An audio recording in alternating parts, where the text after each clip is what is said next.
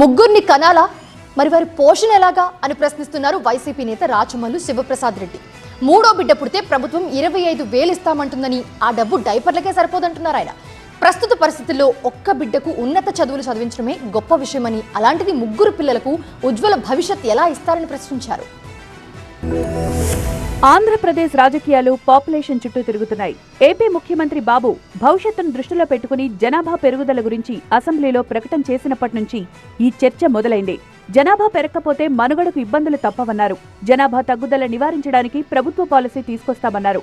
రెండో బిడ్డ పుడితే 25,000 ప్రోత్సాహకం, మూడో బిడ్డ పుడితే 25,000తో పాటు 5 ఏళ్ల వరకు ప్రతి నెల 1,000 రూపాయలు ప్రభుత్వ ఆర్థిక సాయం చేస్తుందన్నారు చంద్రబాబు.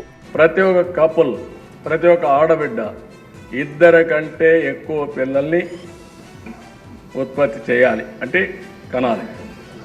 ఈ మాట మాట్లాడాలి మీరు. చంద్రబాబు ప్రకటనపై స్పందించారు వైసీపీ నేత రాచమల్లు శివప్రసాద్ రెడ్డి.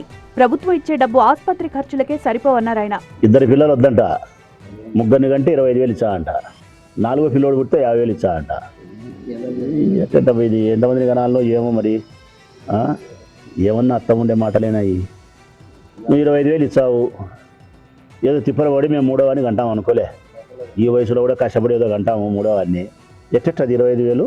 మీరు ఇచ్చే 25,000 రూపాయలు వాడి ముడ్డికి గట్ట నీకు డైపర్లో సరిపోతుంది. వాడి ముడ్డికి గట్టే డైపర్లో సరిపోతుంది 25,000.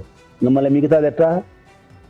పాలెట్లా, భూమి ఎట్లా, బట్ట ఎట్లా, ఆసుపత్రి ఎట్లా, చదువు ఎట్లా, సంధి ఎట్లా? యువతకు ఉపాధి కల్పించకుండా పిల్లలను కనమంటే ఎలా అంటూ ప్రశ్నించారు రాచమల్లు.